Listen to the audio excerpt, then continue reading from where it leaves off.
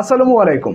আপনি যখন কথা বলছেন, দর্শকরা সবসময় কিন্তু আপনাকে শুনবে না। তাদের কাছে ভালো লাগতেও পারে, আবার খারাপও লাগতে পারে। যদি খারাপ লেগে থাকে তাহলে দেখবেন তারা আপনাকে শুনছে না। হয়তোবা তারা ফোন দেখছে বা কারো সাথে কথা বলছে। তখন তাদেরকে আপনি কানেক্ট করার জন্য বিভিন্ন উপায় অবলম্বন করতে পারেন। মাঝে, মাঝে আমরা দেখি না বৃষ্টি, হাতের বৃষ্টি ১, ২, ৩, ৪ এরকম জোরে আমরা ছোট সময় আরকি আমাদের টিচাররা এরকম করতো। যখন আমরা দেখতে শ্রেণীকক্ষে সবার মনোযোগ ছিল না, তখন হাতের বৃষ্টি নামাতো, হ্যাঁ? এটা আপনিও চাইলে আপনি ইউজ করতে পারেন।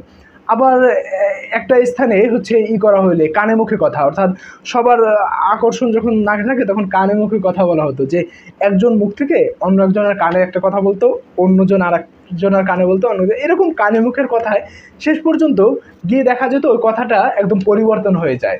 বা আপনি একটা এলাকায় সেমিনার করতে গেলেন, সেখানে আঞ্চলিক ভাষায় একটু কথা বললেন।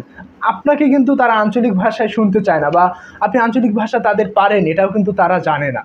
তখন আপনি যখন তাদের ভাষায় কথা বলবেন তখন সবাই আপনাকে আরো ভালোভাবে শুনবে। অর্থাৎ মূল পয়েন্ট দর্শক বা শ্রোতারা যখন একটু বোরিং হয়ে যায়, স্বাভাবিক বিষয় হতেই পারে। যখন বোরিং হয়ে যাবে তখন বিভিন্ন উপায় যে অবলম্বন করবেন এগুলো আগে থাকতেই বিভিন্ন পয়েন্ট আকারে নিজের মতো করে সাজিয়ে নিন। যদি দর্শকরা এমন করে তাহলে আমি এমন করব।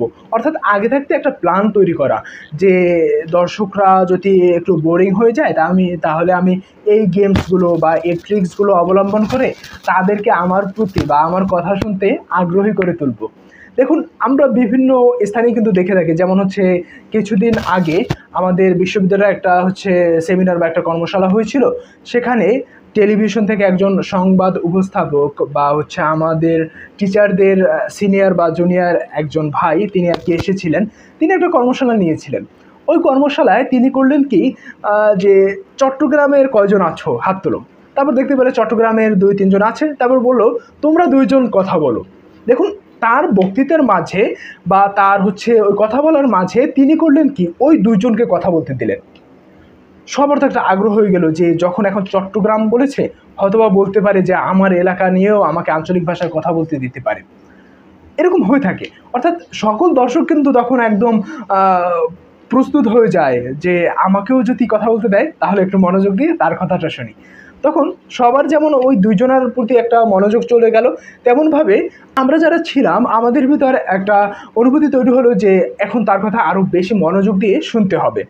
তারপর তিনি আঞ্চলিক ভাষায় কথা বললেন, বিভিন্ন উপায় অবলম্বন করলেন। অর্থাৎ আপনার শ্রোতারা বা আপনার দর্শকরা যখন বোরিং হয়ে যাবে তখন অবশ্যই আপনি বিভিন্ন ট্রিক্স অবলম্বন করবেন। এই ট্রিক্সগুলো আপনি আগে থাকতে একটা প্ল্যান করে রাখুন। যদি এমন সিচুয়েশন তৈরি হয় তাহলে আমি এমন কিছু করব। যদি এইটা হয় তাহলে এইটা করব। এটা নিজের মতো করে একটু লিখে রাখতে পারেন, বা নিজে একটু প্ল্যান করে রাখতে পারেন যে মাথায় যে এমন হলে এমন করব। তাহলে দেখবেন কি, আপনার ওই বক্তৃতায় যখন আপনি কথাগুলো বলবেন এবং তার পাশাপাশি যখন আপনার ওই ট্রিক্সগুলো প্ল্যান থাকবে যে আমি একটা না একটা প্রয়োগ করবই এখানে, তখন দেখবেন কি আপনার ওই বক্তৃতা কিছুক্ষণ গিয়ে মিডল পর্যায়ে যখন আপনি ওই গেমস বা যেকোনো একটা সেগমেন্ট ওখানে করলেন বক্তৃতার মাঝে, তখন ওই দর্শকরা আপনার যে আগে প্ল্যান করা এটা তারা বুঝতে পারবে না। হয়তোবা ভাববে যে এটা তিনি তাৎক্ষণিকভাবে করেছেন। তখনও আপনার কথাটা একটু বেশি মনোযোগ দিয়ে দর্শকরা শুনবে।